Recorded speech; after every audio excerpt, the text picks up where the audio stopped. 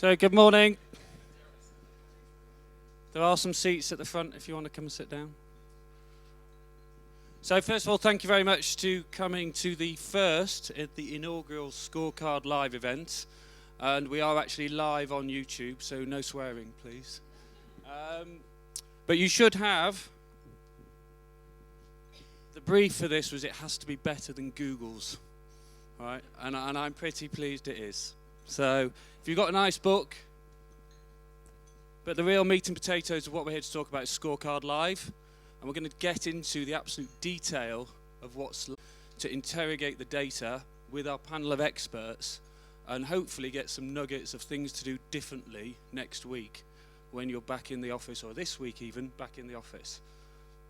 But the most important thing, if you want to get on the Wi-Fi, there's the Wi-Fi code. And if you want to talk about this, there will be some live tweeting going on. So if you want to get your brand out there as well, join in the conversation. In terms of the actual agenda, we're going to go through what actually is Scorecard and really why we did it and what's the purpose of it. We're then going to get into the results, the analysis, and then talk about the commercial value and a few insights of things you can do differently in the next few weeks and months. And then we're going to have a chance to ask any questions. But first of all, I'd just like to thank you all very much for coming. I know it's a bit of an early trek on a Tuesday morning. So hopefully the bacon sandwiches were good. And we'll get straight into it. So Headley's going to kick off and go through what Scorecard is. So, Headley. Thank you, John. Good morning, everybody. My name is Headley Aylott, and I'm the founder and the CEO of Summit. And I'm not sure whether it's the bacon sandwiches or the prospect of more profit for your business which has brought you to the Royal Institute at 8:30 in the morning. The last time I was here was when I was a little boy watching it on the television, the Christmas lectures. And this morning's a really important morning because it's the result of over 18 months of work, of creative thinking and experiment, trying to answer a question. So you're all part of that experiment this morning, and I'm really delighted to have brought my team together to share our results with you. This is the first scorecard and piece of research of its type that we've produced. In fact, I think it's the first of the industry, and I'll explain more about that. But it will only get better, and what I ask of you this morning is that we get your feedback, we get your opinion, because it will only improve with that. So, I wanted to explain to you why did we do this? What is the purpose? And I want to draw ourselves to the purpose of the Royal Institute to explain that. They have a great purpose, the application of science to the common purpose of life. And when I read that, I realized that there was no more elegant description of why we're here this morning and why did we produce Scorecard. And it's really simple. We wanted to take a rigorously academic approach to answering the question of how and why do some retailers online make more money than others. Now, we've been doing this for 16 years since I set Summit up from leaving university. And for those 16 years, retailers have given us money. They've given us £1 and they've said, Headley and team, would you turn that into 20, please? And as quickly as possible. So we've diligently gone about our work. And often we found problems with that. And we used to think it was down to our marketing, our poor marketing activity. But we realized there was much more to it than that. There were other things at play. And over that last 18 months, and really for many years, we thought, what are the factors that make people more or less effective in selling online? And I want to share with you a simple video, which for me really articulates why we've done this piece of work.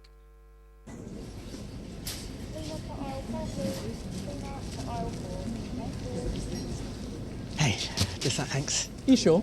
Yeah. Username? Oh, Nick M. No. NM 1983. No. Zandy Pops. Sorry. Zandy Pops. No. Okay. Don't worry. I'll help. What's your postcode? Oh, it's GU749ZT. Welcome back, Nick Forever. Okay. Please listen carefully to this bread license agreement before continuing with your purchase of a loaf of bread. If you do not, blah blah blah. You also agree not to use any bread-based products for any purposes prohibited by United Kingdom law, including without limitation, design, development, manufacture of missiles, chemical, nuclear or biological weapons. Tick. I'm afraid you've timed out. What? Sorry. Hello? Excuse. Oh, yeah. Hey. Just one loaf, sir. Yeah, we just. What's your username? It's Nick Forever, but number 4, not the. Gotcha. Yeah. Okay, I'm just going to check that you're a real person. Could you say that for me? It's not even a word. Okay, how about this one? You know what? Forget it. Or this one? Hip Potter nice. You're in. Great. I'm in. £8.85. It's supposed to be 98 pence. Plus express delivery. What's that? Oh, well, it's express delivery. It's fast. So there's, standard. Standard. Standard delivery, that's £4.99. Why? Bread insurance. You didn't untick the don't decline bread insurance option. You know what? I think I'll risk it. It is quite close to the sell-by date. Don't care. 98 pence it is. If you want to pop back in 5 business days, it'll be ready for your collection. Well, I need it now, obviously. Oh, OK. You want the take-home today price? Well, that's £3.27. You know what? I'm going to go. Come back soon. I won't.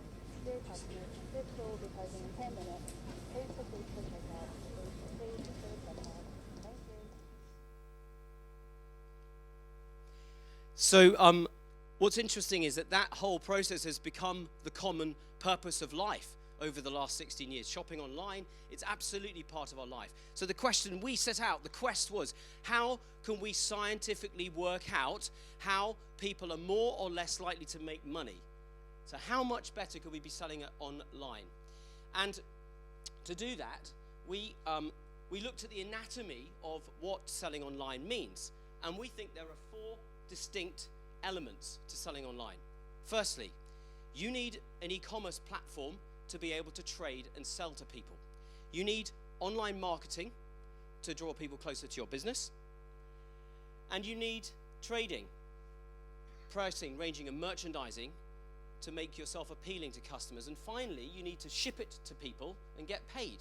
So we asked 4 really simple questions. How easy is it to buy from you? And that video just explained and showed just how difficult at times we make it. How close are you really actually to your customers? And how appealing are you in your proposition? And finally, do you delight people with your service? And what we've done is, using our experience and the different expertise within Summit and the clients that we work with, we've broken down those questions into what we call 4 pillars. And we've got about 171 diagnostic points that we've scored all of the retailers in this report against. And we thought, well, who should we score? We decided to take the top 50 retailers in the UK ranked by overall revenue. We thought that's a great starting point in this most sophisticated of e-commerce landscapes. So we took the top 50, we asked 4 questions, and within those 4 questions, there were 171 points. And the results are really fascinating. And the more we look at them, the more we find. And the purpose of this morning and Scorecard Live is to really bring that to life for you. So I'd like to welcome on stage Sarah Atkins, our Chief Customer Officer at Summit, who had a big hand in putting the report together. And she's going to give you a macro view of the results before we take a deep dive into each pillar and look at what was the methodology, what did we score, and what did we find. Sarah. Thanks, Headley.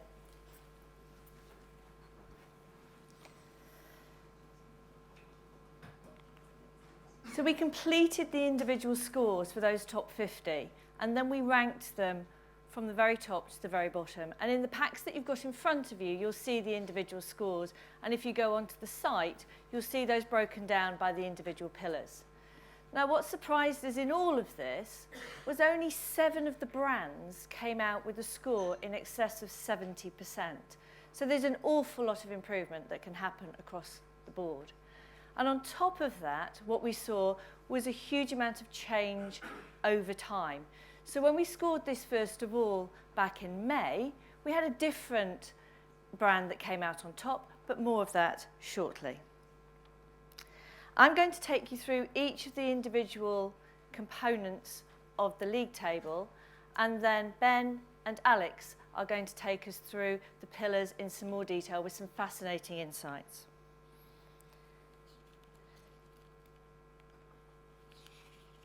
So who actually came top? So Argos was top when we scored the brands in October of this year, with great scores across all of the sectors, with 80% in 3 of our core pillars. Back when we scored the brands in May, it was Marks & Spencer's that came out on top, and in the space of 6 months, they've dropped down to 8th in the league table. But this shows that in a short period of time, you can make a material impact on your business from a customer's perspective by focusing on getting the basics right. When we look at our 4 component pillars, we actually find that it's trading that consistently comes out on top. All of the brands are good at getting across their product-focused message, but the technology areas around e-commerce and online marketing are consistently performing more poorly than any of the other areas and bringing down those overall scores.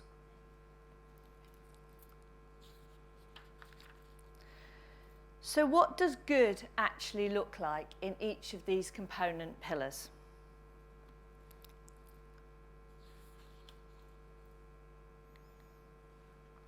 We took all of the brands and went down into that next level of detail. And Toolstation, who's actually 28th on the league table, came out top in e-commerce.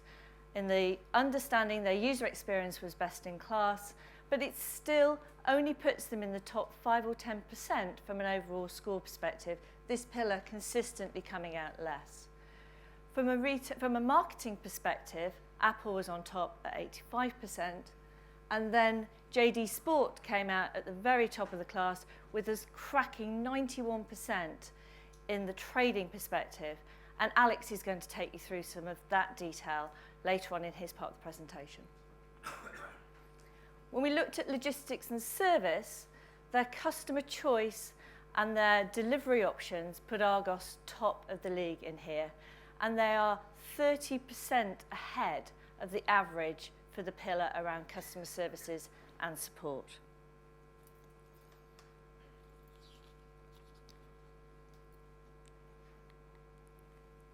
We then put all of the brands together into a series of categories to see what they could learn from each other and whether or not individual component categories were performing better or worse. And we all had an assumption that the fashion brands would be top of this particular league. But what we found was the department stores were pulling ahead. But again, at 63% as a category, we still believe they've got a long way to go in terms of providing the best overall service for their customers online and making the most from their e-commerce platforms. When we looked at fashion and sportswear, it showed a huge spread, by far and away the biggest spread of any of the categories. And there's a 40 percentage point difference between JD Sports at the top and Burton's at the bottom, who were just about over 40%, and it actually dropped them out of our top 50 from a scoring perspective. If we look at the individual category performances by the individual parts of our pillars, then what we see here is within the department stores, they're scoring consistently highly across each of the pillars, and that's what took them to the top with their 63%. When we then go down into grocery, it's a bit more of a mixed bag. But their delivery and logistics, because after all, everybody wants to get their groceries the next day and have them fresh, has kept them top within there, and it's actually pulled up their overall score. Within the electronics space, their trading proposition and the complexity has actually brought the whole of that category down, and this was the worst performing space for them around the worst performing sector with regards to trading. And then the homewares category, which included the likes of Argos, which drew up the whole of the sector, is actually coming middle of the road with scores of around about the 50%. And again, trading is the one, and that merchandising proposition, that has brought the individual scores for these brands up. And finally, our fashion and sportswear area. No, it's not finally, it's one more after this, where they actually only made the top 50 because of their performance on trading. They loved their product, they loved their brand, and therefore that's brought their scores up. But their use of their technology their technology platforms and their customer experience from logistics and service brought the whole of this category down. And finally, languishing at the bottom with health and beauty. As a sector, they wouldn't have actually made it onto the top 50, with their overall score actually being sub 50%. But the trading proposition, again, right down at the bottom. So there's lots to do. The complexity of the range, the small product price in this area, causing them some real challenges when it comes to online. And finally, the scorecard has gone global. And when we look at what's actually happening here, and we took the methodology and applied it to the brands in the States, there were some equally surprising factors. So the UK as a whole would have come around about 24th on our league table. And the States as a whole, with an overall score of 52, wouldn't have actually made the top 50. Interesting. And it's actually Amazon who was the top from a US perspective, and they were coming in around about middle of the pack with a score of 70. And it took us down to, the next one down would have been Walmart, who actually just about made the top 25. So there's a huge diversity there, and it shows very clearly the maturity of the e-commerce space within the UK, and how the lessons that we've learnt over here can really transcend the globe. And the methodology is that robust approach that will help us understand how we can make more money and drive better customer experience through our e-commerce platforms with the brands that we work with. I'm now going to hand over to Ben, who's going to take us through the technology and the customer experience pillars in more detail. Great, thank you, Sarah. So yeah, I've been given the task of looking at both the online marketing and the e-commerce sections. Let's dive straight into some of the detail. What we did is we looked at a real high level of rigor around these categories to understand what success looked like and how we scored those. So from an e-commerce perspective, what we looked at is three key areas. The first one being user experience, the second category being performance, and the third one being website quality. Within the user experience, we broke that down into 5 core areas, which ended up being 26 different data points, where we looked at things like the homepage, search and navigation, the checkout, product pages, and how it converted from a usability perspective to mobile. We then looked at performance, and specifically from a performance perspective, we looked at site speed, both on a desktop perspective and from a mobile perspective. And then thirdly, we looked at the quality of the code. So we did a review in terms of the code, in terms of the number of errors that we were finding. We looked at it from a technical perspective in terms of how mobile friendly it was, and we looked at overall at the site infrastructure. So we ended up with quite a number of different data points that we drilled down in to investigate, and we wanted to dive in and share some of those details with you now. So what were the key findings? Actually, Google have been talking to everybody for probably a couple of years about being mobile first. Everybody appears to have been listening. They've scored really well. So 92% of retailers have a good mobile proposition, which is excellent, so a really big tick there. But there were some real areas of improvement, and these are the 2 areas that I wanted to spend a couple of minutes focusing on. The first one is the checkout process. And actually there's £1 billion worth of revenue just for the top 50 retailers in the UK that's being left on the table for improvements that can be made around checkout. And I'm going to go into some details about that in a second. And the second one is site speed.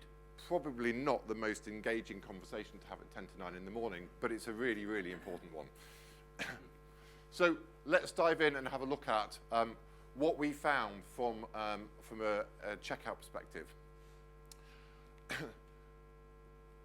What we found was 20% of brands don't isolate the checkout. So people can happily navigate in and out of that checkout process rather than staying really focused on that end-to-end performance in terms of getting through and making the checkout as slippery as possible and as easy to use as possible. The other thing we found, as per the video, 40% of people don't offer a guest checkout. So having to put in a username and password before you're even allowed to buy anything, that's an enormous issue. We found a study from eConsultancy that said 26% of people will abandon their basket if they don't have a guest checkout. That's enormous. That's 1 in 4 people won't convert. And 40% of the brands that we looked at the top 50 did not have that checkout. That's enormous. So what does good look like? What were we looking for? What's good in terms of a checkout? Actually, it's all about ease and focus. So ensuring that you have a good and have isolated that navigation, the ability to check out quickly without having to give lots and lots of additional information that's not really required for that individual purchase. Make it simple and clear, both in terms of number of steps and in terms of ensuring that you're guiding somebody through that process. So in terms of the clear layout and inline form validation, very easy, make it as simple as you can for the customer to complete. Also, give them support, live chat, telephone numbers. Important, you're at a key stage in that checkout process. What you don't want to do is for them to abandon at any point in that process. So we're going to have a look at a few people who do this well, just so I can share some of those examples. Harrods, if you have a look, it's very clearly laid out, very clear messaging around the pricing, being able to change the delivery in the checkout, really good messaging around the support and proposition messaging in the checkout. If we look at Wix, there's no sign-up process, so you can check out as a guest. Really simple and straightforward. If we have a look at B&Q, actually really good examples of why you're asking for information and how you go about filling it in.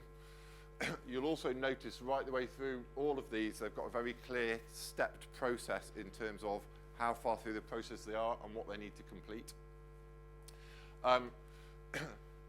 Again, they've isolated the checkout here, and actually they've just got the core information that you're wanting or you might need to navigate to within the process. And here, actually, you can see right the way through the checkout your basket, so you can be validated in terms of what you're buying and what you're checking out on. And the same here. So those are just some examples of what was good and what we found in terms of, sort of best in class.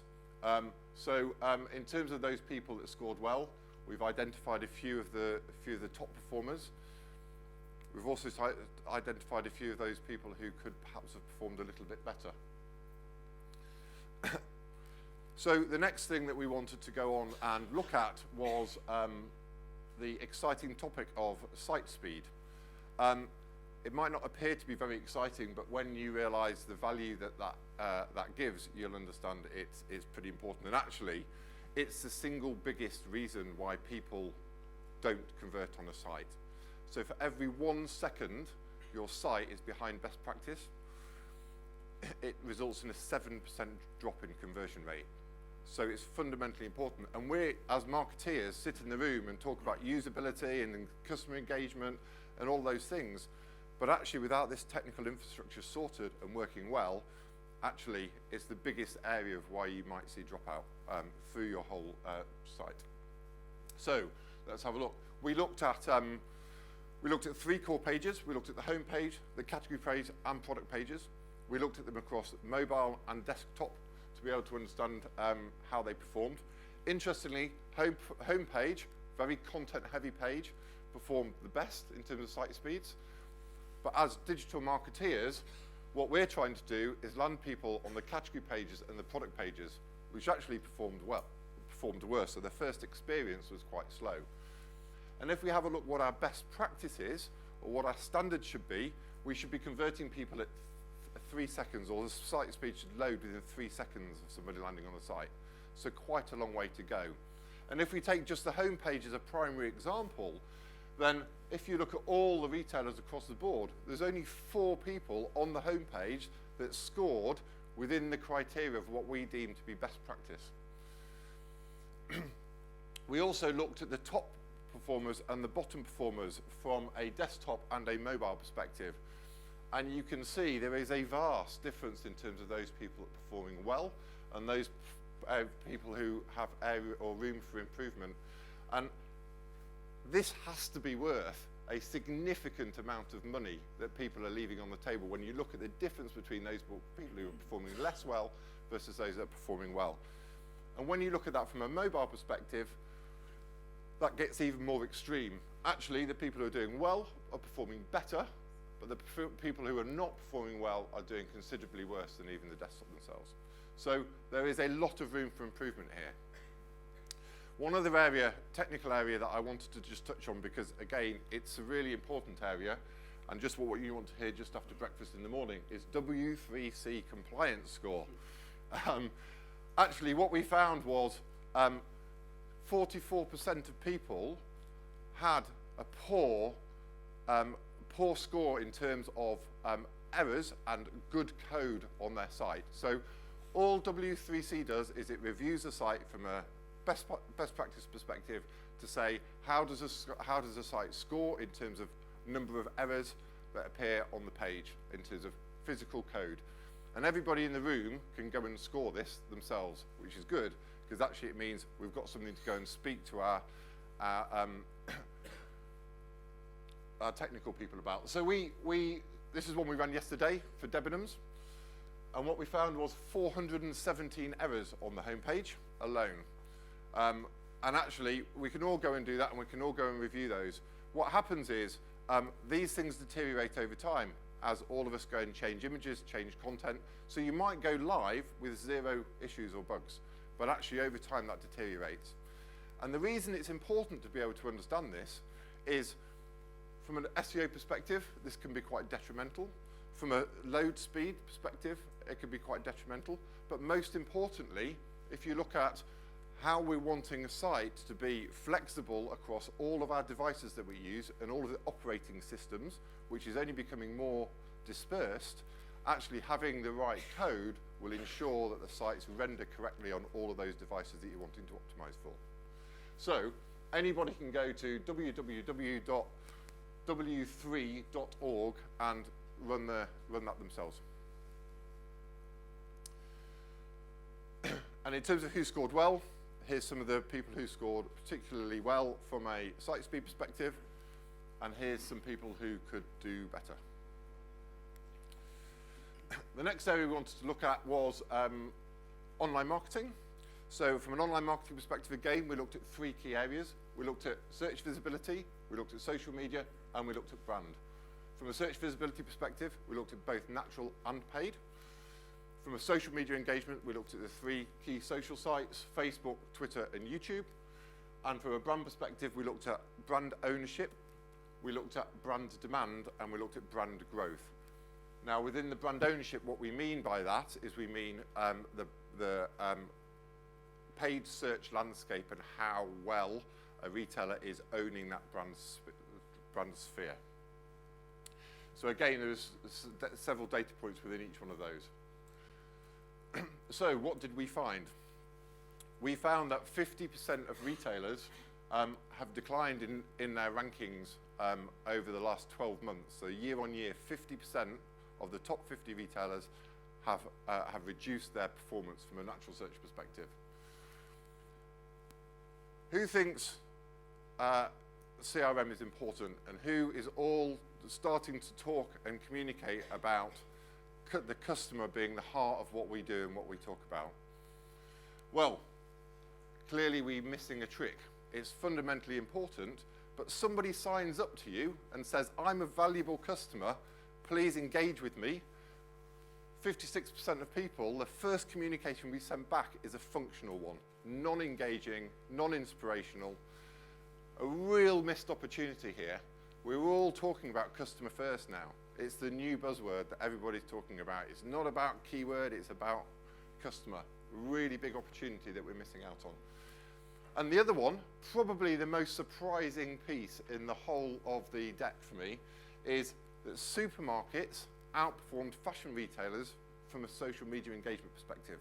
And we'll go on to why we think that is. So, 2 key things we want to look at. First one being the decline in Google rankings. What did we find? 50% of retailers declined, but as a whole, across those 50, it was flat. So the top 50 retailers remained flat, but half of those underperformed. Electrical and home saw the highest performance improvements, and health, beauty, and fashion categories saw the biggest decline in visibility. The major things that we saw impacting performance from a natural search perspective were algorithm changes or site migrations, and actually they become really important when we look at that. So let's just take a look at somebody who has struggled through that period. If we look at Miss Selfridge, quite a big year-on-year decline when you look at that. So this is search metrics, and this is the search visibility that a site has over time. Each of these Gs is a Google release that's happened, and if we just take a closer look at that, we can see actually Miss Selfridge struggled when a link quality update was done by Google, but they actually recovered reasonably well from that over a period of time.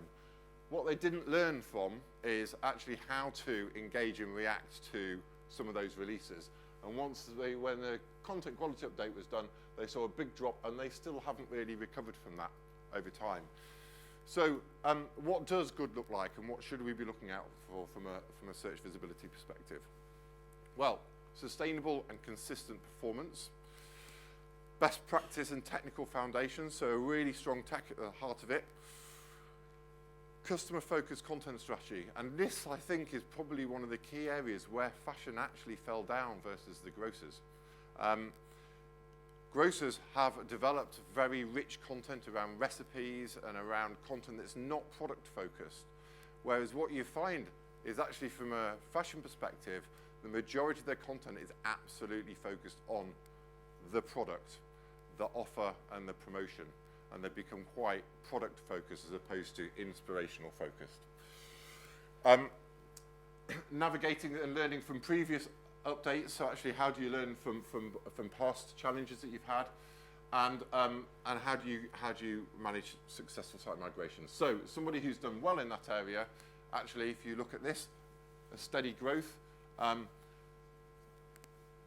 perhaps struggled a little bit after a Google release here, but actually they really learned from it, and look at the benefit they got from the next content release that happened. And actually since then they've seen really consistent growth over time. So that's the sort of shape you should be looking at when you're looking at your metrics. So who won and who didn't do so well? And the last area that I wanted to look at from a digital marketing perspective was the social media engagement. And we've just talked about content being really important from a site perspective, from a natural search perspective. But actually, this is the amplification of that content. So people typically who are doing well from a natural search perspective and a content perspective have the ability to then amplify that across their social sites. So what did we find? 27% of brands performed higher than the social engagement scorecard. Electrical and grocers performed. I appear to be missing a few bullet points on the slides, but electrical and grocery performed really well, and fashion performed less well here.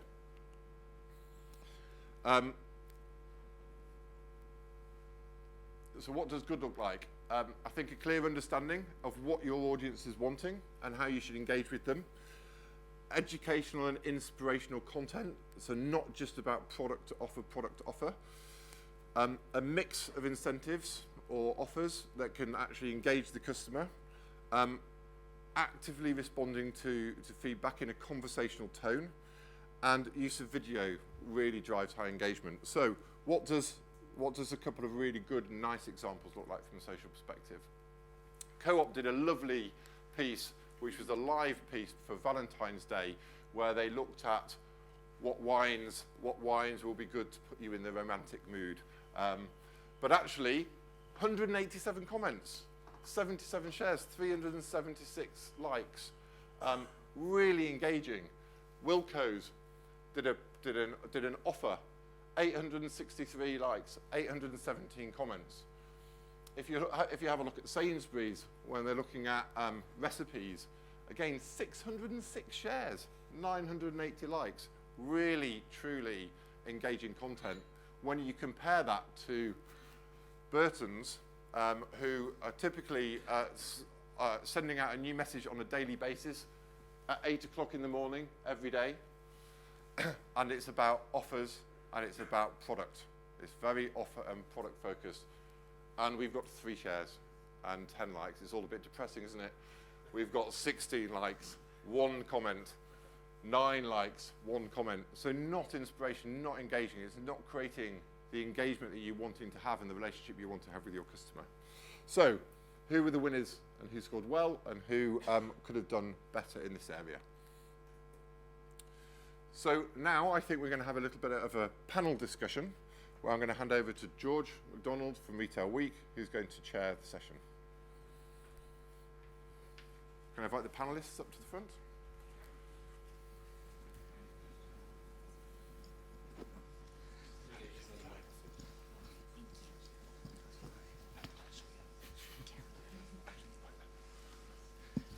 Morning, everyone. Thanks very much for that really interesting kick-off. Loads of stuff to talk about there.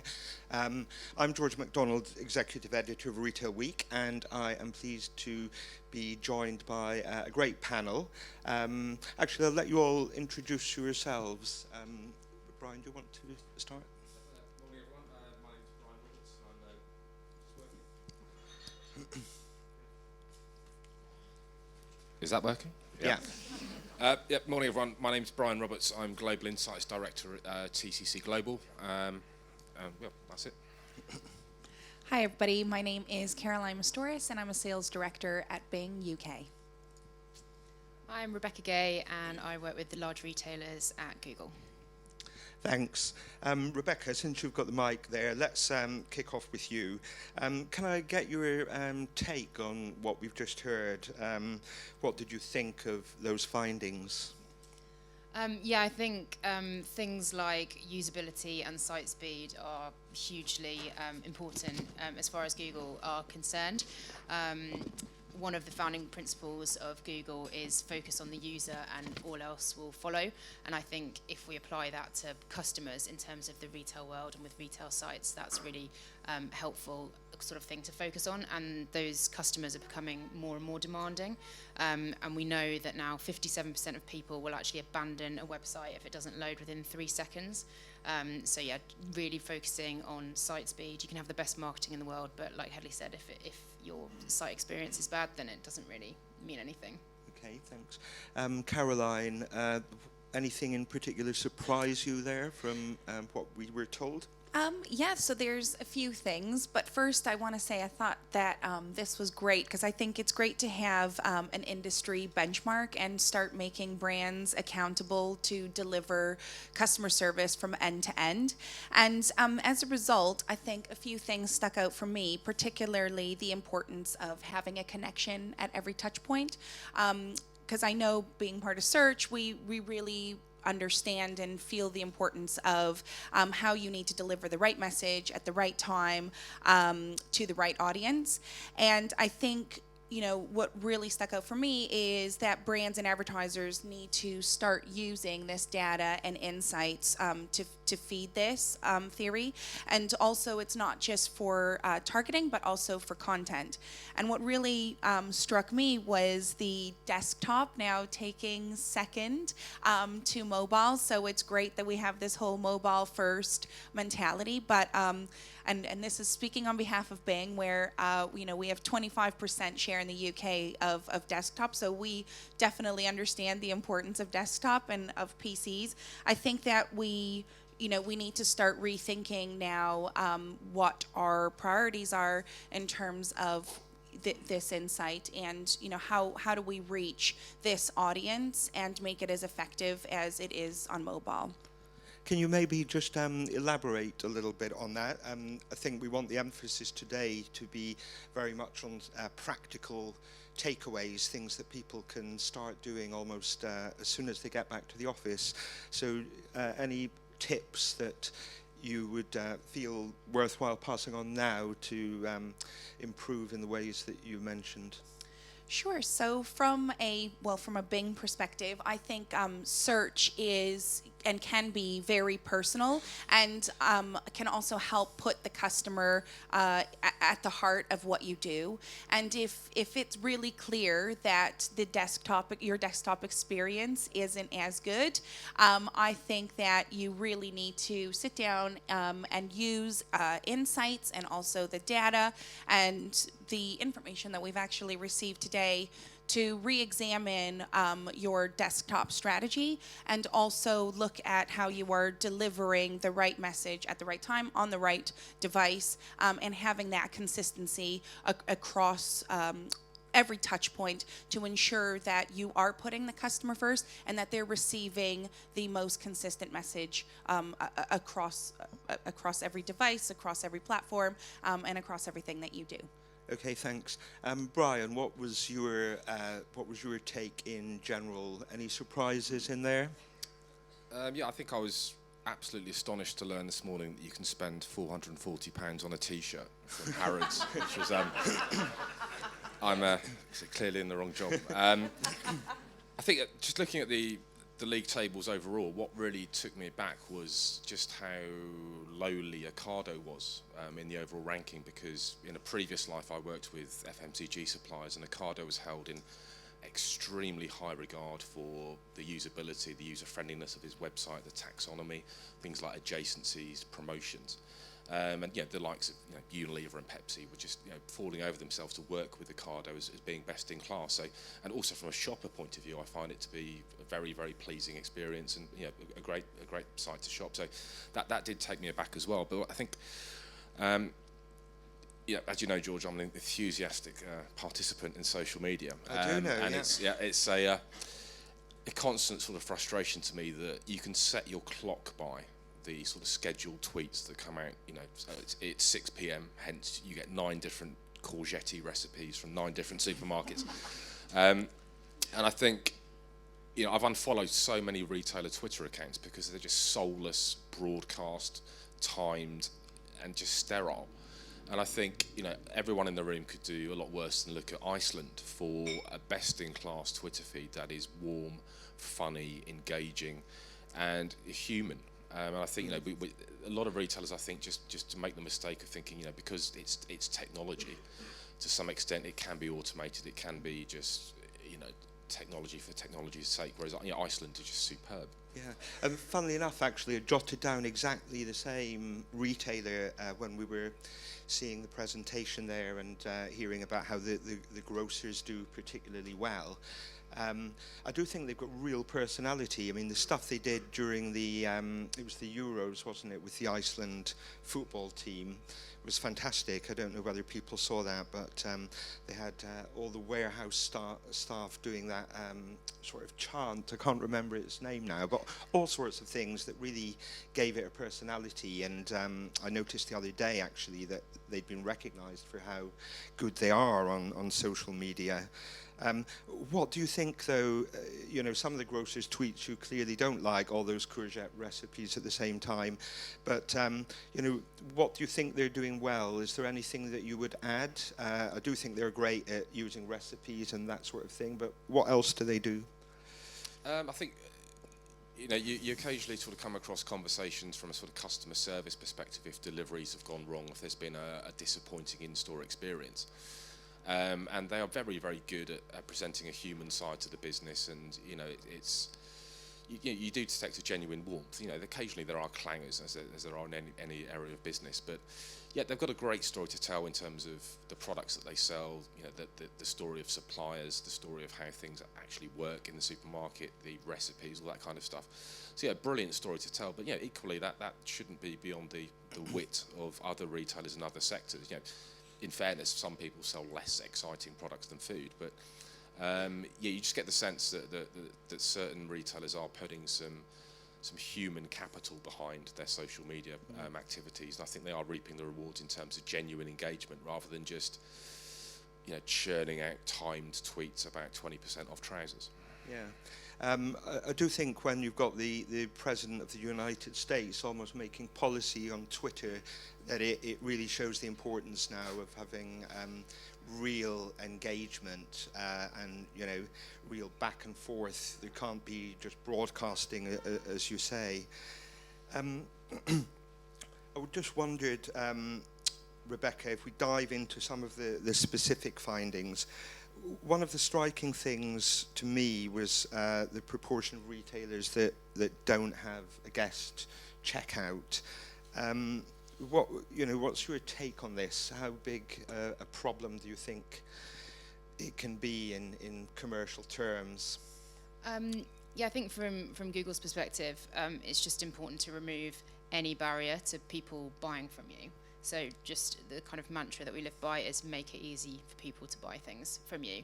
And obviously, you know, we've seen from the stats that doesn't make it easy for people to buy from you. So whether it's everything from the kind of checkout process to the full kind of product information that's being disclosed, just kind of think about it from that customer perspective again, and just make sure that all the information is there that is needed in order to get that conversion. Yeah. And remove any of those barriers. Amazon are really good at getting rid of all the barriers. Yeah, actually, when I was on my way here, I booked a hotel room for tonight on Expedia, and it was excellent. You know, I was almost dreading just trying it out because I thought, you know, I've got limited time, got to be here for the 8:30 start. Am I just going to have to abandon the booking in the middle? And it was really, really good. I got that room in about a couple of minutes. But just picking up on what we saw there on the Google rankings, what advice would you give to people, when changes are made? What should they be making sure that they're doing? Because we saw very clearly what the impact can be if you're not alert to the changes. Yeah, I mean, sadly, I'm not kind of privy to what those changes are going to be. But I think one thing that is really important, we've kind of talked about how desktop experience is important, but we are still banging on about mobile, Ben. We'll still keep talking about mobile, and I think that mobile experience is still really important, and having mobile optimized sites will really help in terms of those rankings. And we've just actually done some research with OCNC, which says that by 2020, 62% of all transactions we think are going to be done on a mobile device. So we know that it's really important for kind of research and those and some transactional behavior now, but it's just going to become even more so. So it's likely to just remain a really important factor there. And Caroline, if I can turn to you again, this issue of load speed, page load speed, what are your top 3 practical tips? Go back to the office today and make sure you're doing to improve that? Well, coming from a search perspective, I think, being able to ensure that your search strategy is up to scratch, to be able to, again, like Rebecca said, limit and also make the consumer be able to find exactly what they want to find with the least amount of steps as possible, I think could actually also help your search speed.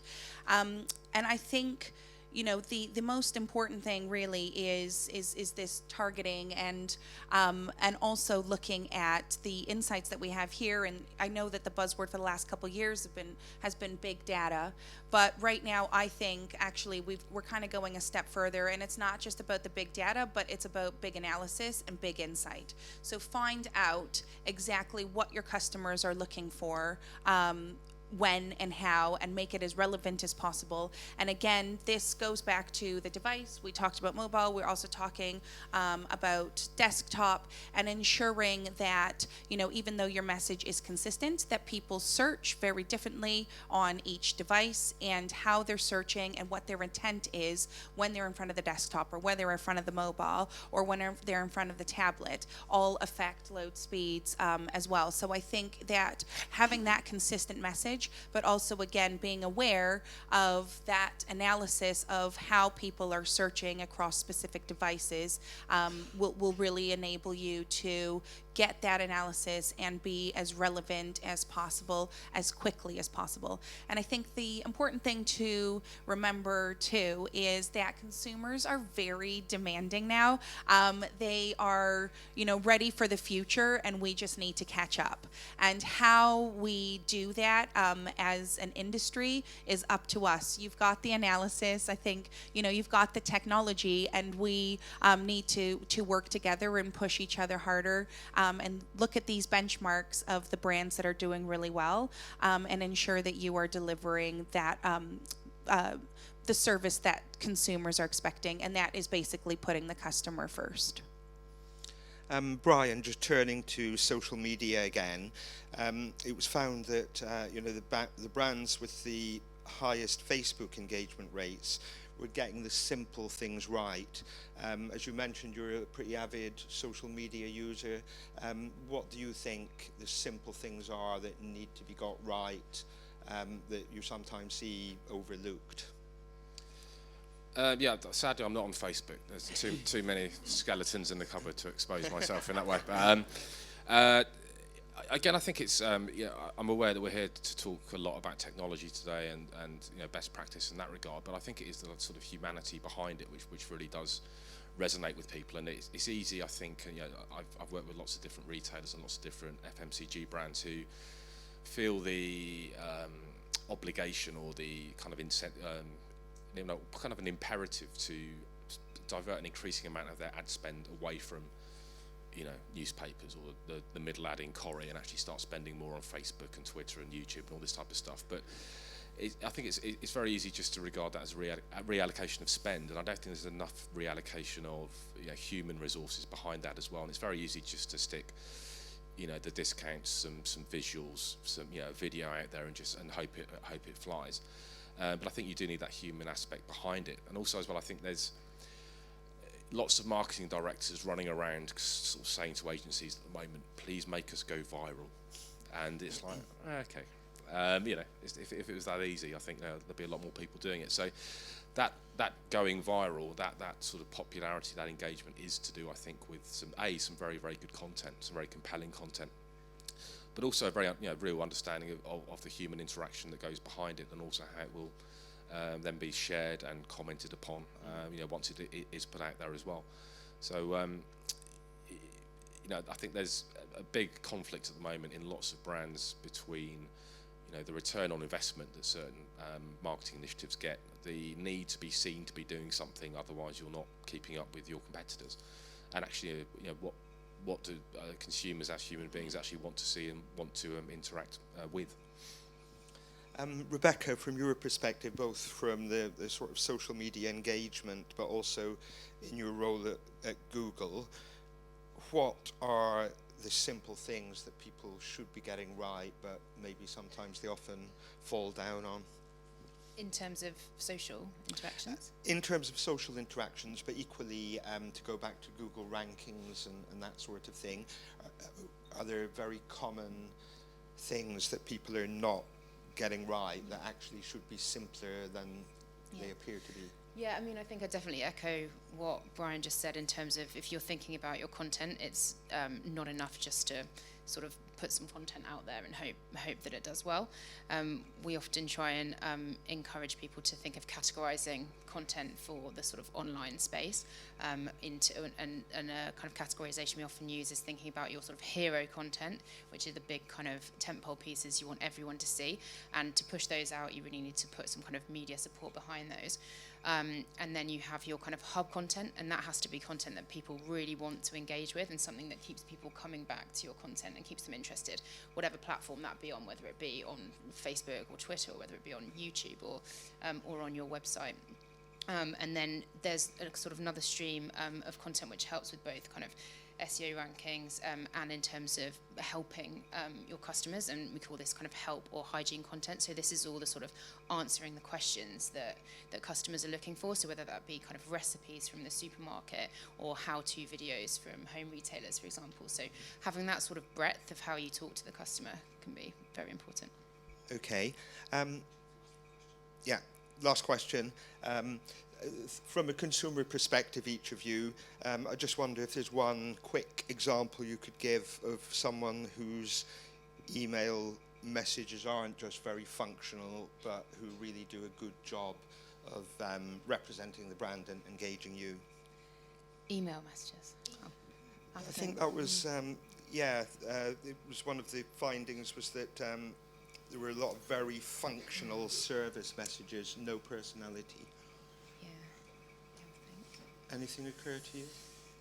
They're all quite functional. I'm in market for everything for the house at the moment. I'm just doing a renovation to my house, and it's amazing actually. You kind of feel a bit cheapened because you sign up to these newsletters for furniture brands, for example, and everyone tells you can get 10% off, but as long as you make a purchase within the first week. And actually, for something like a big piece of furniture, you might need longer than a week to actually to make that decision. And I think that can make you feel a bit undervalued. That you have to use that discount within a week, otherwise you're no good to them.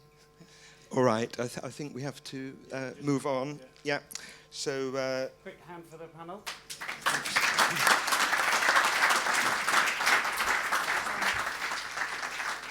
Right, so we're going to get a chance to get the panel back up after Alex has talked us through the next two pillars. And again, if we have time, we will have some, which I think we will because we're on schedule, we'll have some time for some questions, so get your questions ready, and we'll have a roaming mic session later. So Alex is next up with the next two pillars.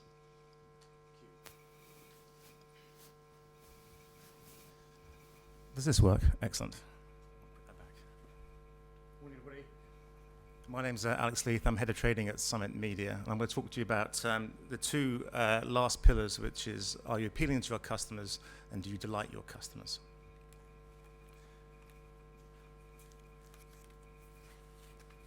Firstly, are you appealing to your customers? This is about on-page merchandising promotion. We looked at three areas: content promotion, products, and conversion, and looked at 85 data points. A lot of work, real rigor across all the top 50 retailers. Principally about not do you have the functionality, but how do you use it to engage the customer. It's all about customer first. And there were some surprising results in this. We found that the top retailers are losing £350 million due to poor merchandising, poor cross-sell and basic upsell principles. In fact, 40% of the top 50 retailers are actively not cross-selling with basics. I use the word actively not because if you're not doing it, there should be a good reason why. A third of the retailers aren't using product reviews from third parties. Even though research tells us that customers are 12 times more confident with their product review than standard product copy, a third are missing out. And 21% of the retailers have 360 photography, which means that 4/5 aren't using that and they're not using the technology to their advantage. I'm going to focus on two areas. First of all is product imagery. It's quite important to me because it's a really key basic. And I'll ask you, you might ask me, why am I talking about it? Everyone in the room knows why product imagery is important. It improves your conversion rate, it informs customers, and it will reduce your returns rate. But we have some quite surprising stats. 1 in 5 of the top 50 retailers didn't have good enough imagery to use max zoom functionality. 20% didn't have 4 or more basic images to sell their product from. And 85% aren't using that 360 technology. Although fashion was the best from a product perspective in terms of imagery, still half of them aren't using all the technology that they can have. And almost more surprising, 20% of grocers are using 360. But a lot of these also sell non-groceries. So what did we score? We looked for 6 quality images that you can use max zoom functionality to give your customer the most information about the products. We look for highlighting the USPs, in box, out of box. If your product's worth selling and you've got something cool to show, then show it to the customer. Clarity on size and color and scale, and if anything was about application, then just show it and make it easy for consumers to understand. The idea of this and the product detail page is to give your customer as much information as possible to let them make a purchase. 360 spin and how-to videos. And also, it's no surprise with enhanced imagery, using models or celebrities or sports people, those products tend to sell out faster than the ones from flat imagery. Also mindful that this is a great list of best practice, and going back to grocers, is it important to have all those when you're selling broccoli? And the answer is probably no. I don't really need a 360 spin or a how-to guide for broccoli. And Sainsbury's do a very simple job with one image. But Brian will be pleased because Ocado do it really well. And what they do is they show you in packet, out packet, but they've taken, from a strategy perspective, what is the need product to a want, inspiration, rich content, recipe ideas, and do a really good job. I also want to show you a couple of examples where I thought was really good and probably sort of left field. Halfords are one of the best. This is an example of one product, £25 chair, one image, but it's top quality, max zoom, fantastic. It's got an amazing 360 engine. You can rotate the thing, I think it's more than 24 shots, and you can zoom in 4 times at any point of the rotation. So I'm left knowing, well, not wanting to know anything about the product, its fixings or anything. And have how-to videos for a £25 item. And as a father of a 4-month-old daughter, working out how to put the seatbelts in these things is really useful. What's really important and interesting for Halfords is they have an £800 bike, and they do the same thing again. Videos, 360s, more detailed photography, so you really know what you're after. But the strategy is across the range. So from £800 to £25, it's the same customer-focused view. JD Sports are outstanding. We heard before they're quite high at the leader table. They take trainers and turn them into luxury items. Great range of product shots, 360, on model, on off model. The details are brilliant. If you like training shoes, they really show them at zoom. You can get every bit of useful information, embroidery, stitching, every bit of detail you want to know. And they have unboxing videos for each one. So as a customer, you get the, wow, this is the box, open it, what I'm going to expect when I get my purchase, and that's going to help not only enlighten the customer, but definitely reduce returns rates. These are the brands who scored well. And these are the brands who scored less well. Winners, losers, less well. So the next thing I wanted to talk about to you was cross-selling and upselling. Again, really basic. And like photography, all of you in the room know the benefits of cross-sell and upsell, and we get it all the time. Do you want extra fries with that? It's widely recognized to be worth 10 to 30% of e-commerce revenue. It increases your AOV, increases your items per order, and also does a customer service. So customers are mindful that this thing doesn't come with batteries, and can I buy the batteries? So why do we see that 40% of retailers not do it properly in the top 50? And 35 of them don't have any small ticket add-on to really boost that AOV through the journey. And also, really more surprising for me is that 60% of the grocers who do it so well in store don't do it online. Really interesting. So what did we score? So AOV builders, accessories, batteries, complete the look, really important in this sector. A minimum, not asking for much, of 4 cross-sell and upsell items. Humanizing the page, so rather than we recommend, but customers also reviewed and you may also like. The small ticket repeater throughout the process, including in the basket and the checkout, really important. You'd be surprised how well that basket and checkout small upsells work. Pre-pack bundling, and many retailers don't do pre-pack bundling and offer you to buy the look and give you a discount.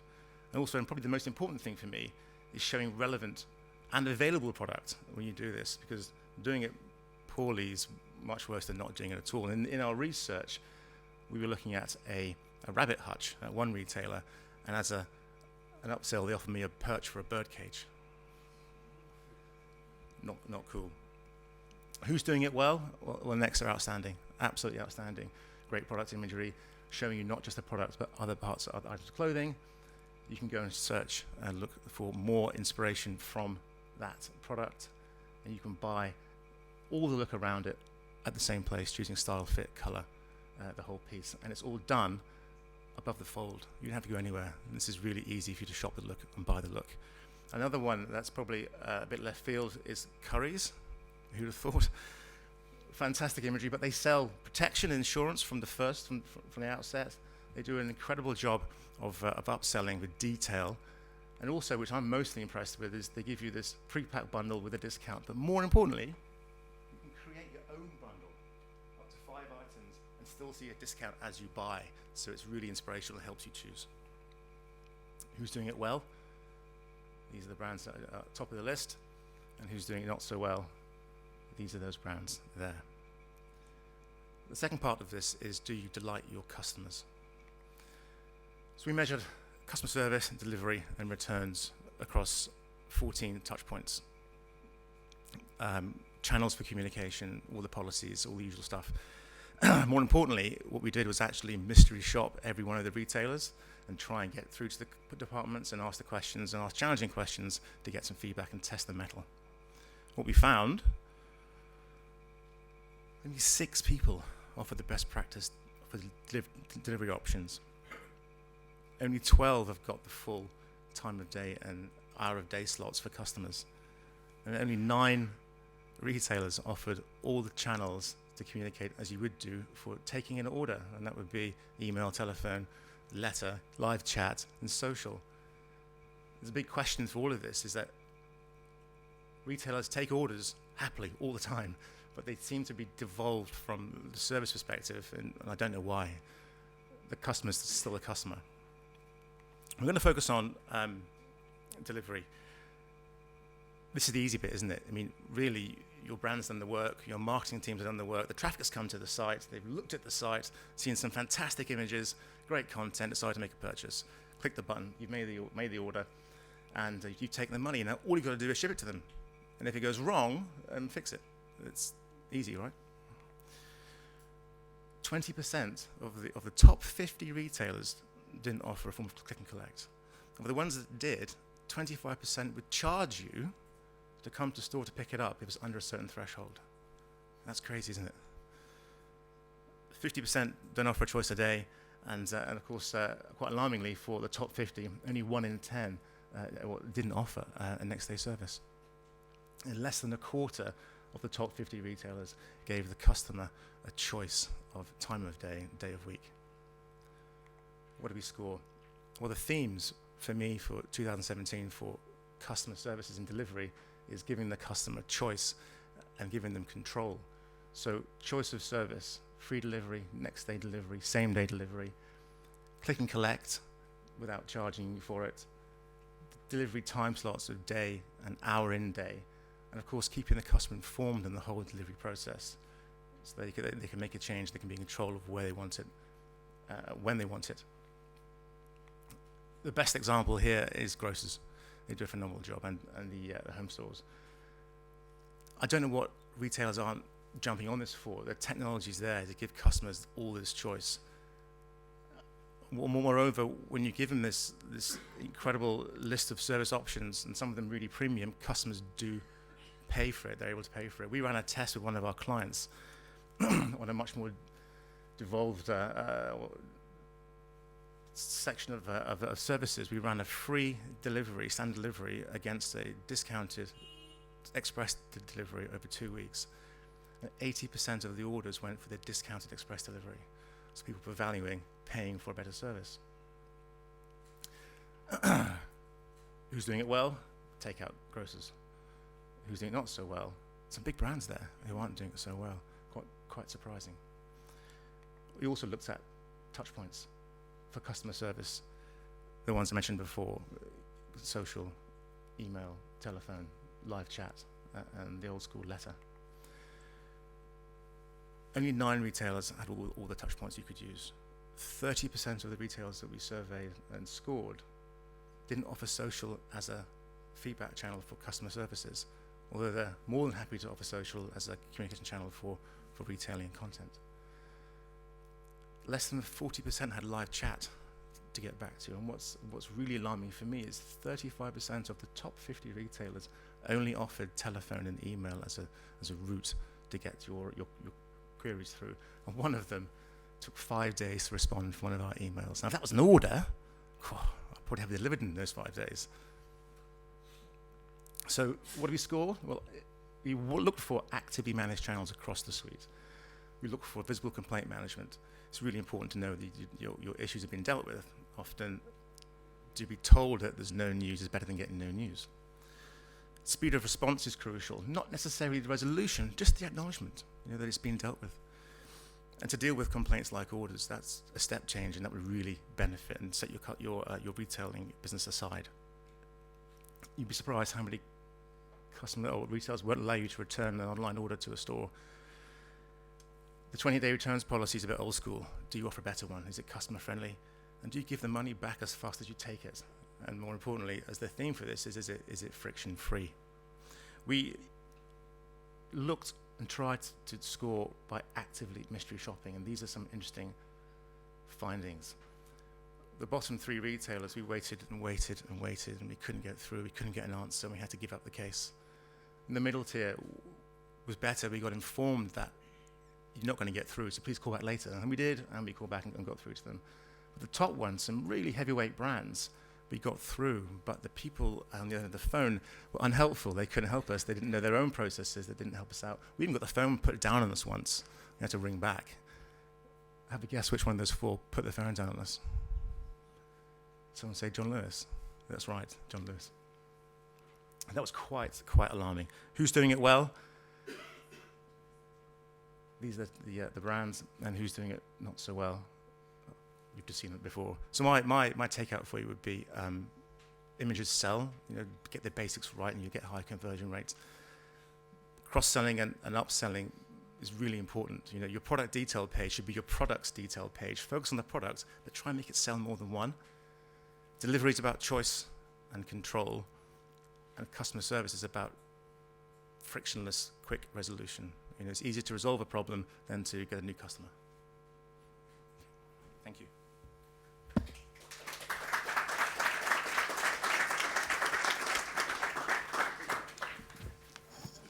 So we're going to have the second panel and just sort of digest and dissect that. Thanks very much. Is this one on? That better? Yeah. Yeah, lots to talk about again. Let's begin, maybe Brian, with you. We were looking at things like complete the look, and Next was given as an example. It strikes me on that sort of thing that actually online can learn a bit from bricks and mortar stores who are really good with adjacencies, getting you to buy more than one thing, putting things together for you. What do you think? Yeah, I think that's always been quite a strong theme that's come through with my work with both suppliers and retailers, is the frustration that there's a huge amount of effort and investment goes into creating these adjacencies and creating the outfits and the merchandising in store, but despite what I perceive to be the relative ease of replicating that online, so very few retailers actually do that, and I was surprised to see the grocers score so lowly on that, because it was my understanding that people like Tesco are very good at linking different products. And if you're looking at, you've put a loaf of bread in the basket, it goes well with baked beans. Even really basic things like that they seem to be quite good at doing. But yeah, I think it is a huge missed opportunity, and it does surprise me that so many different retailers, when you are shopping online with them, they are leaving money on the table by not linking together some of those different products, or that whole complete the look type mechanism. That said, I think it has to be done fairly stylishly and has to be unobtrusive, because it can get quite annoying if you're constantly being upsold to, both in the real, the physical store as well as online. But it does seem to be curious that so few people are up there with Next and Currys in terms of best practice, when it is generally done very well in store. So I think that as Summit suggests, there is a lot of upside there to be exploited by the retailers. Caroline, let's talk a little bit about product reviews and the effect that they can have. What lessons would you draw about their value? Well, absolutely. So at Bing, we very much recommend for any brand to have product reviews automatically within the search. So much so that we find them through the algorithm for you, and when you come up in the top 3, that is automatically pulled in. So the reason for that is obviously the more space you take up, the more people will click, higher ROI, but also we've found, along with your research, that product reviews are very important to not only drive through clicks, but also build that consumer trust as well.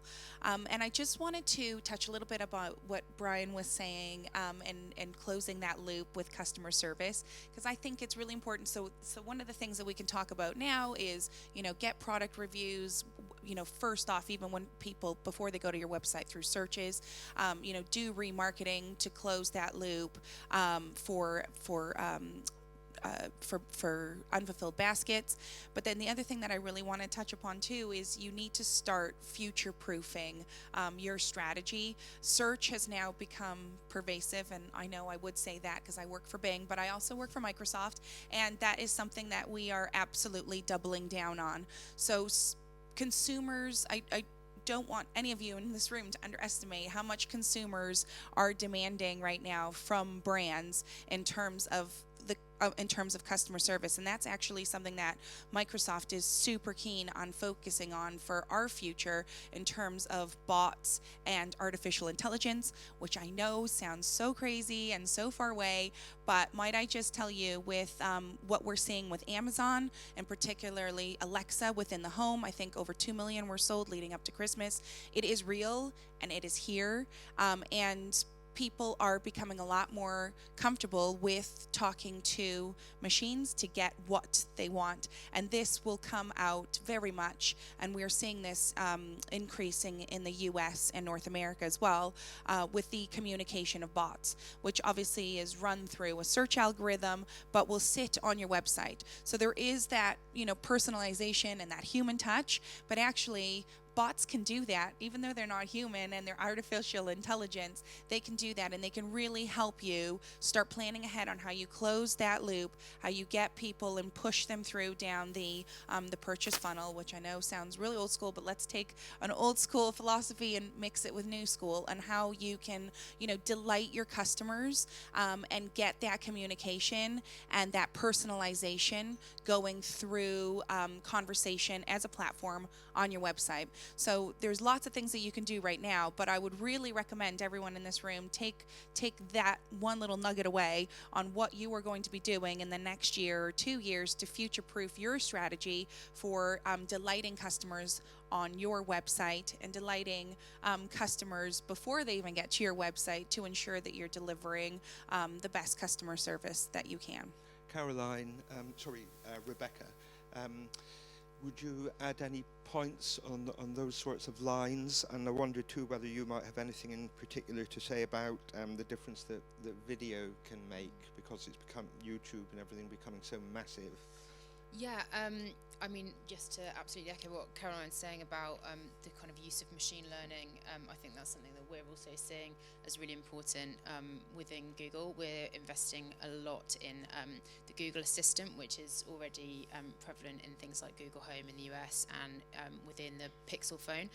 And we're just seeing that computing over the next sort of 3 to 5 years is just going to become more and more ambient as you're able to interact with these assistant type experiences on more and more devices. And we're already seeing kind of retailers, like you say, making use of machine learning in bots. We've seen Ocado using machine learning to respond to customer emails and to categorize those emails. So really already bringing it into kind of customer service.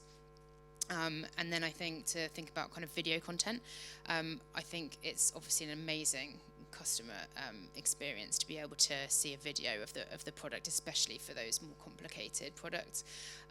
There's obviously the trade-off between the content that you put on your product pages and the speed of those pages. So I think that's probably a sort of constant battle that everyone has to fight.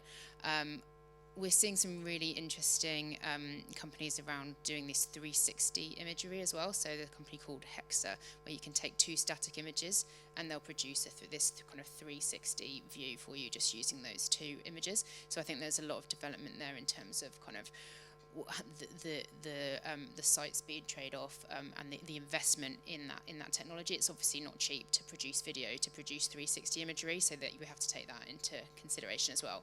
But I do know that if there hadn't have been a 360 view of the sofa I bought on the weekend, I wouldn't have bought it. So. Okay, probably just got time for one more question, and let's talk about delivery, which I think is a biggie, and I must say I think it's quite a challenge actually. The expectation of free delivery, the expectation of almost any option you can imagine. Brian, if you look into your crystal ball, how do you see fulfillment developing and retailers still making money?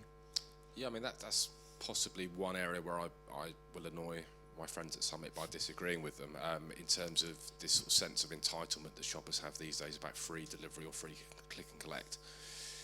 It's nice, but it just doesn't make any sense for the retailer. And if I just look at Mrs. Bryan's behaviour in terms of the way she whimsically buys, orders, then returns things, with no real intention of buying them, it's just to try them on and see if they work. And if you multiply that by several million for a retailer like ASOS, it cannot stack up long term in terms of just constantly doing everything for free. And I think I applaud John Lewis for taking some quite difficult decisions over the last 3 years. And I think one of those decisions was charging for click and collect, below a certain threshold, because otherwise it doesn't wash its face. We've got huge cost pressures in terms of wages and so on. And it just won't work. And I think retailers need to communicate to shoppers that if they want e-commerce and omni-channel and click and collect and all this type of stuff, then they're going to have to pay for it. Otherwise, it's not really sustainable in the long term. And probably the other point on delivery is just an observation more than a criticism, is that how many retailers happily sort of decouple fulfillment from the rest of their operations, and they kind of neglect to realise that even though it might be whoever, Yodel, delivering their product, from a shopper's point of view or consumer's point of view, it's still B&Q or whoever that's delivering to me. I don't really care who the contractor is. And when you see amazing things like, I can't remember if it was Yodel or not, but managing to get a parcel stuck on the roof of a 2-floor house by way of leaving it in the safe place, you think that's still the brand experience from a shopper's point of view of the retailer, not of the, Yodel and Hermes get loads of jip on social media, but it's essentially still the retailer's brand problem.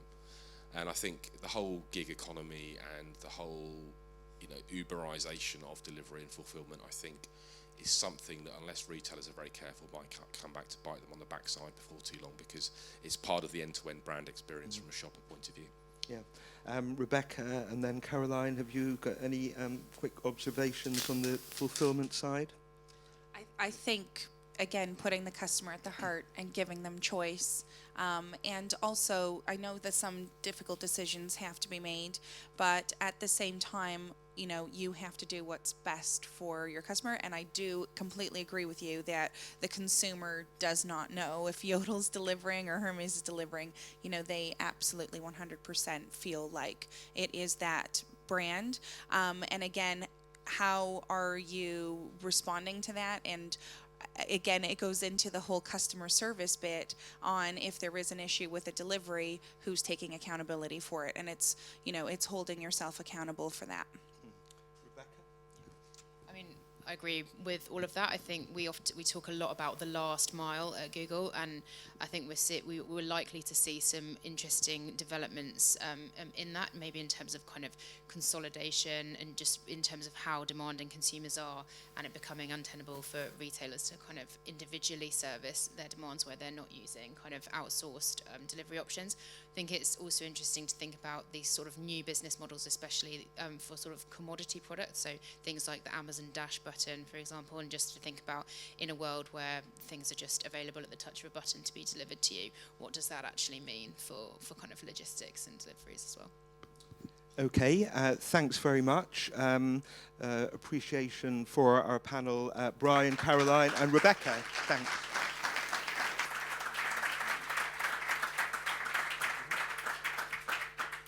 So we've just asked George to sort of summarise all of this and give us his wisdom on what the sort of commercial impact of all this is. So we're going to pass over to George, who's going to try and pull all this together before a live Q&A.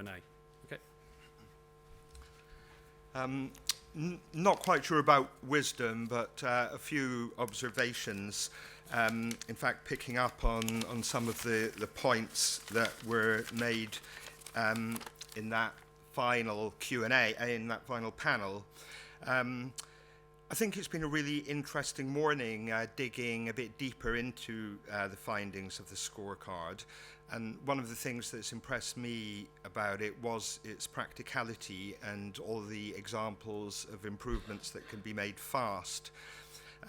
In such a rapidly changing retail environment, it's easy sometimes to be overwhelmed and lose sight of the many specific gains which can be made and which can have an impact quickly. And one thing that you possibly could tell that really leaped out at me was having a guest checkout. There have been so many times that I've just abandoned ship when purchasing online because I don't have the inclination or the time to tap in detail after detail. I want to get on with my life, which is my point. People often talk about light speed as a metaphor for the pace of change, but I wonder whether actually we should be talking about life speed. Just to leave e-commerce for an instant, when did buying breakfast become a thing? I'm a lot older than you, and when I was younger, the idea that daily you'd be buying anything from a coffee or porridge or scrambled eggs on your way to the office would have been laughable. But there was a report in the Daily Telegraph that said Britons now spend nearly £80 million a day on going out for breakfast or having brunch, an average daily spend of £7.31 per person. Busier lifestyles and longer days are one of the driving factors behind the breakfast boom.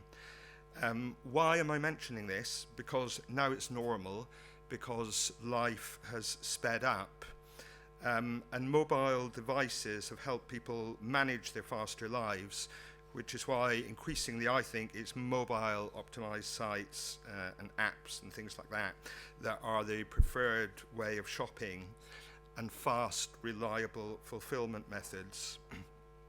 For the importance of speed and cross-channel communication, as mentioned in the report, listen to this from ASOS's most recent results. We've upheld service levels during the year, responding to all emails within 1 hour, all social media communications from customers within 15 minutes, and all live chat or telephony within 30 seconds. To me, that's the bar. And if you look at the #1 retailer in the overall ranking at Argos, I think you can see the results of everything that's been done in the last few years and which made it attractive to Sainsbury's, which I think came #2, didn't it? Things like a really strong mobile proposition, massively enhanced fulfillment options. You saw the results in Argos's Christmas update when sales were up 4%. As we see at Argos, online retail isn't the enemy of shops. That's evident from the popularity of click and collect. But its rise still challenges the established economic model of bricks and mortar from a profitability point of view, a point which Brian talked a bit about there. There are probably many more twists and turns to come as that big issue is addressed. But what's certain is that it's essential to invest just to keep pace with the latest innovations that shoppers very quickly take for granted. And there are plenty of businesses that are choosing to invest despite cost pressures. John Lewis is an obvious one, although is having to make tough decisions from a people point of view as it adapts to the times. There will be more change to come. Alexa was mentioned there, and I wanted to mention it too. Only a few years ago, it would have been dismissed as science fiction. It's now fact. A few weeks ago, I asked a room full of my own colleagues who had used Alexa, was about a quarter, maybe just under a third, and that was just a few weeks after it has launched. So who knows whether voice technology will catch on and become a big trend, but it is retail at life speed in action. And that need for retail at life speed was evident throughout the summit report, I think. It's so often about simplicity and convenience, and I think those 4 basic questions were really worth asking. Retailers like Shop Direct are looking to the future, and there's no doubt that things like artificial intelligence and other technological tools, which at the moment are in their infancy, will make an increasing difference. And I think the big questions are getting even bigger. It was amazing to read a few days ago about Bill Gates wondering whether robots should pay taxes on the jobs that they end up doing in the future for which humans may no longer be necessary. But I think the answers to the big questions I'll leave to geniuses like Bill Gates to answer. But I think they'll often be found in answers to the specific ones. And I think the Summit Scorecard has helped us all think about the questions that we can ask to improve our business every day. So thank you, and I'll hand over to Hedley.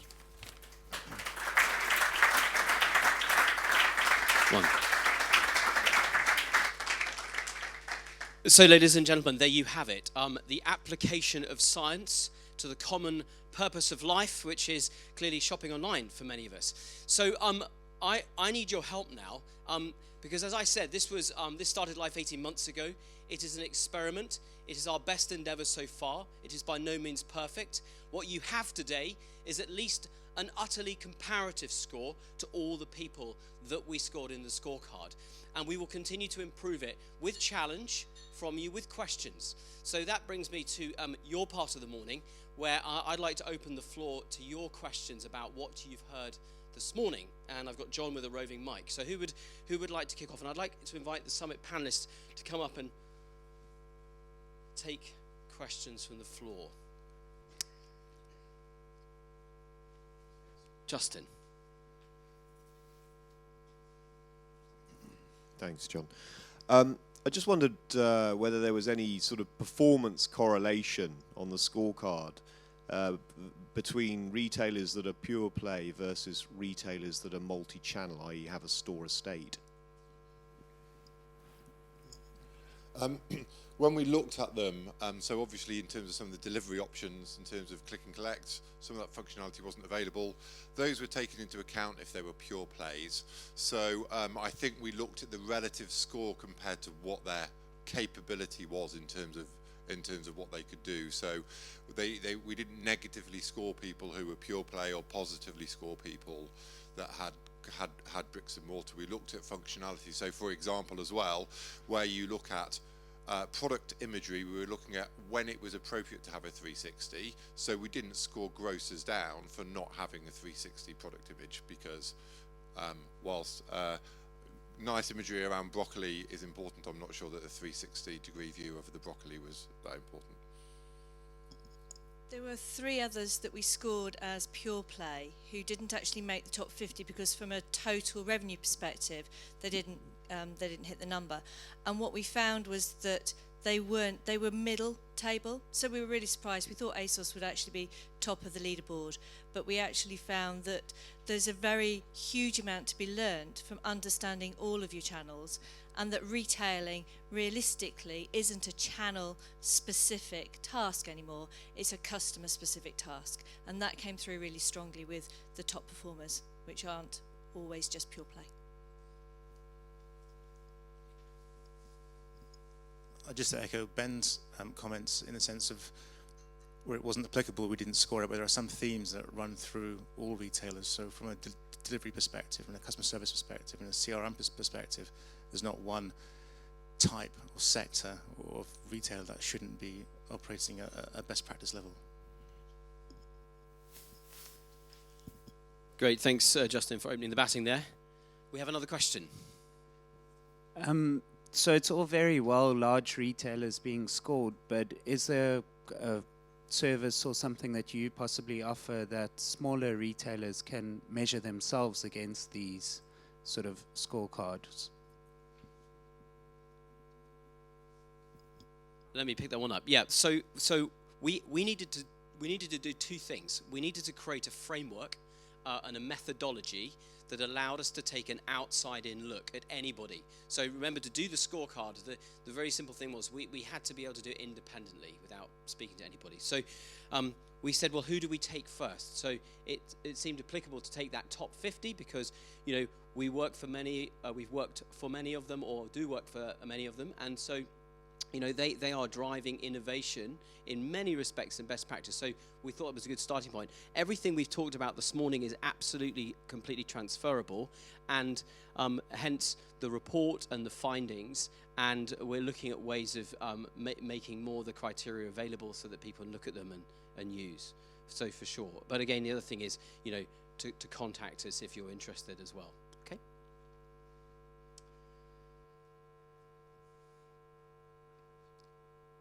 Okay, we'll do, and then you next. The advantage of a scorecard is tracking change over time, and I was interested in the comment at the beginning that in a first iteration, did you say M&S had come higher and then they'd slipped? And if so, I'd be interested to know what had caused them to slip, how you go backwards rather than just go forwards. So it was a combination. They'd slipped from a customer experience perspective and also around customer service. And what we'd seen with Argos was their trading proposition and their customer service proposition had actually stepped up. So we know that the click and collect has been there for a long time, but actually the amount of other service offerings that they're putting there from a customer perspective, time of day, and the speed, so I'm looking for Claire and the team at Argos here, so the speed in terms of the 60-second ready to order, the sub 1 minute, it just blew all of the other brands out of the water with regard to customer service. Alex, do you want to add something to that? So from my perspective, looking at the scorecard on the last iteration, from a trading point of view, it was quite simple in the sense of we actually scored River Island quite poorly on cross-sell, upsell and imagery, and had quite a market change. So they're now in the top part of the league table. And these things are, for me, quick wins. So how you merchandise the page, how you talk to customers on the page, how you choose to take photography and link products together. It's not necessarily a heavy investment or a long burner, so people can change quite quickly. I haven't got anything to add. Can I just add one thing to your comment, which is what's really interesting from the work we've done. We didn't know what we'd find. So when we did the scores in April and we decided to publish the report just before peak or during peak, you know, we thought, well, let's go back and rescore and see if there's any change. And at that point, in this experiment, we didn't know what was going to change in the agar dish, you know, on the agar plate. And you know what? An awful lot did. We were really surprised. So clearly, actually, the scorecard you have is a moment in time, and actually, it's already 4 months out of date. Now, that doesn't mean it's necessarily wrong, but it's a really dynamic, moving industry. And I think, from our perspective, what one should look at it is a signpost and a signal, and look at the relativity between those different pillars. So there's one really important thing which says, you know, and it really surprised all of us. You look at household names that you sort of hold up there, and you say, well, you know, John Lewis are always great, aren't they? We've as online media specialists, we've always heard that. But then when you look at every single element of that online retailing proposition, there were certain bits that, yes, were strong, that we're all familiar with, but there were other bits which actually really let retailers that you would expect to be good, it really let them down. And that was quite interesting. So the speed of change is one thing, and the relativity across all of them. And I can't wait to rescore this again in springtime, because again, it will change. Yes, thank you.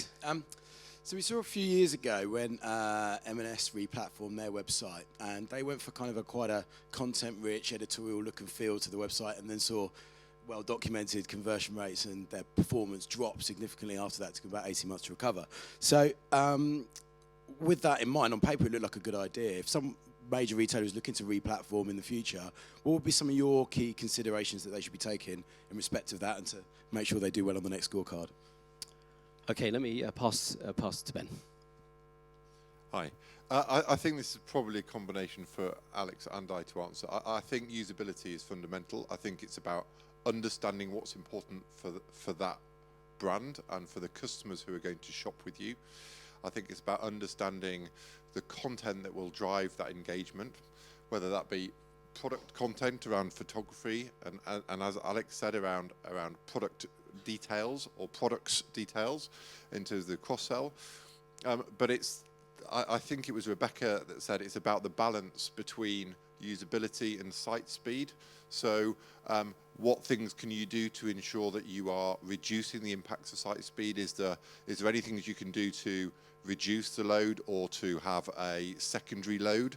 So do you have to load the videos up front? Could they be loaded upon click? All those things can help with site speed from a functional perspective. And actually it's all about understanding technically what you can do to get to maximize your usability without impacting site performance. So not about site performance or speed, but without casting any aspersions on any retailers, also about proposition. So I mean, the product range is key, price points and the type of product. And I know, particularly with M&S, that sometimes you can get similar high branded product at the same price as an own brand product, and that might be an issue from a conversion point of view, definitely over the last couple of years. I think one thing that we all do as marketeers, rather than traders, is we look at ourselves with two different hats on. We look at a customer perspective and say, oh, we need to improve the usability of the site. And Alex is absolutely right that these things aren't decoupled, and your usability can be the best it can possibly be, but if you've got the wrong price point or wrong proposition, you aren't going to sell anything anyway. And again, stock and those sorts of factors are crucial to ensure that you have a good conversion rate. Can I add one thing to that? This is a really interesting question.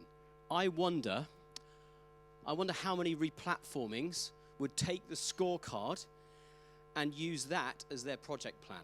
You think about a replatforming. Every single scoring criteria, in fact, has an implication on the replatforming. And yet, I can't remember a replatforming that didn't just become an enormous technical nightmare which drowned out every other aspect of all of the things that we've talked about. But we haven't got any content. It doesn't matter. We've got to go live. But we haven't got any photography. Doesn't matter. You know, they never start. They always start from a technical perspective, and it just overlays everything. And I wonder if you took the scorecard and you used a set of requirements across all of those, that would be an interesting starting point to make sure you were doing it for the right reasons and you didn't go live forgetting about any of those things that we talked about today. Just a thought. Hi. Hello. Hi.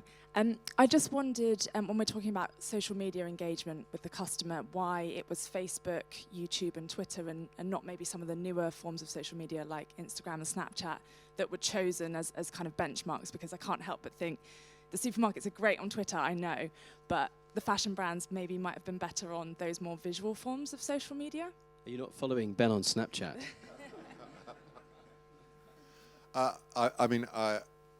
I agree. I think an evolution could be to extend the range of social profiles and social groups that we look at.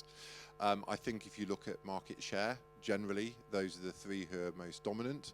And therefore, across retail, it's where you get the most engagement, the most interaction across retail as a whole. I completely agree. Instagram, from a fashion perspective, is really important and will continue to be important going forward. So, one to look out for the future.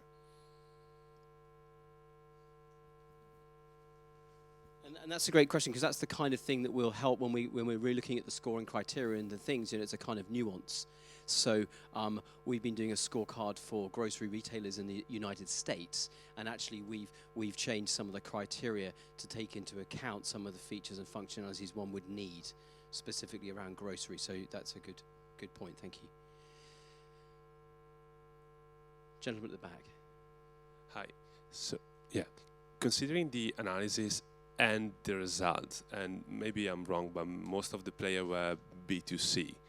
Would you expect different findings, or would you have a different approach for B2B e-commerce? So we focus primarily on B2C, as you've actually seen up there. We've got, and as Hedley said, some of those nuances, and we've looked at different sectors. So we're looking at automotive as well, and then an extension of that from a B2B perspective. The channels for communication, we believe, will be the same.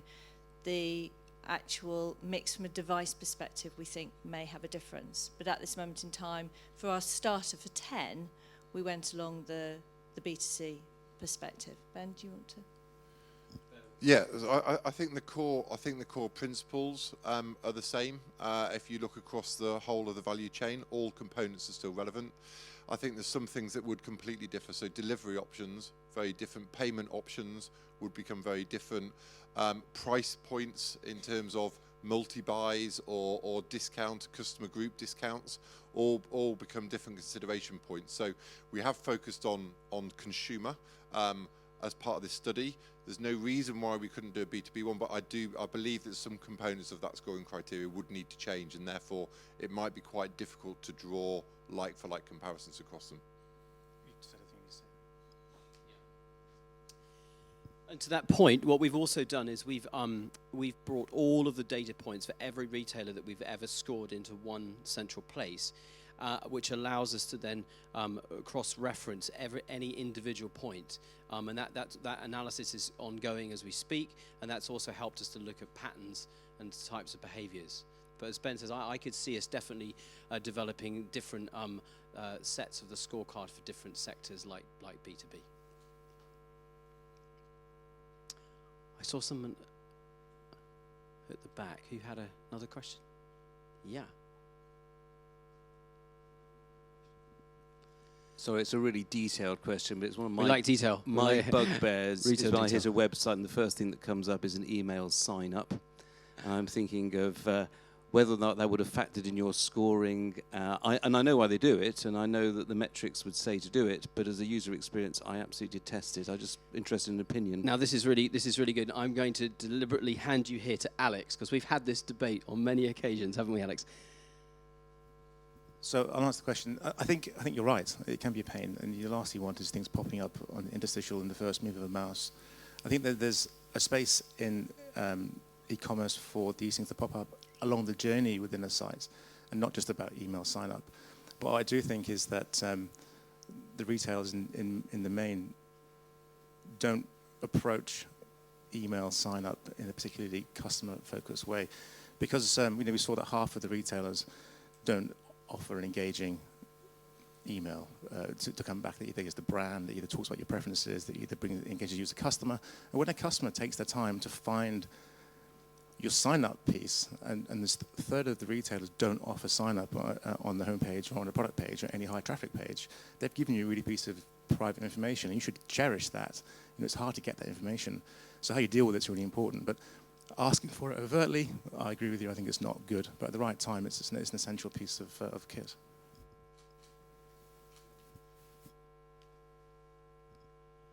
I was going to add to it, I remember going to an email marketing seminar, and there was a big question about, unsubscribe and emails that really upset people. And the lady said, the only advice I can give to you is make sure you make the unsubscribe as hard as possible.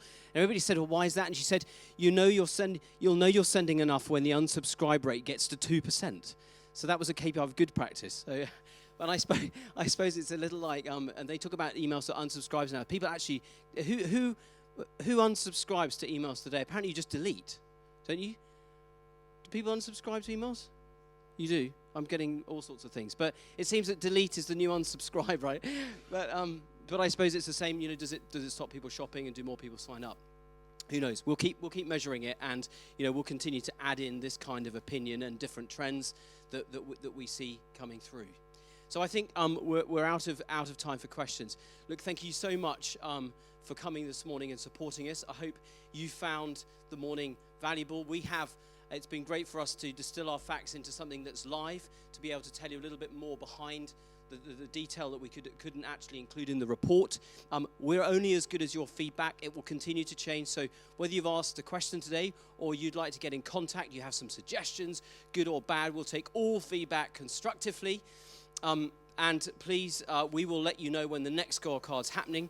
We are going to rescore everybody, and it'll get a broader cross section next time. So thank you very much for coming. I will hand you over to John. A couple of admin points. So we will have some more coffee. If you were scared to ask your question and you want to ask us, the panel, we can have some coffees outside and we can do some networking. Also, if you want to have a go on the Gametation massive iPhone, if you didn't see that before, Wolfgang and his team, and there's some prizes out there to win. I think you can win a car. That's what you told me earlier. Oh, it's a little car, but it's still a car. So, but no, I'd like to thank the Summit team for putting on this event and all of you for coming. If you are a retailer and we scored you and you're wondering why Alex said you had a bad checkout or a user experience, we have all this data and at no cost are happy to come and talk you through it on a personal level. So just get in touch and we'll come and reveal all our sort of data for you. So thanks again for coming. Join us for some coffee and some networking. But I'd like to thank all our speakers and all our guests from Google, being Retail Week and TCC. Thank you very much.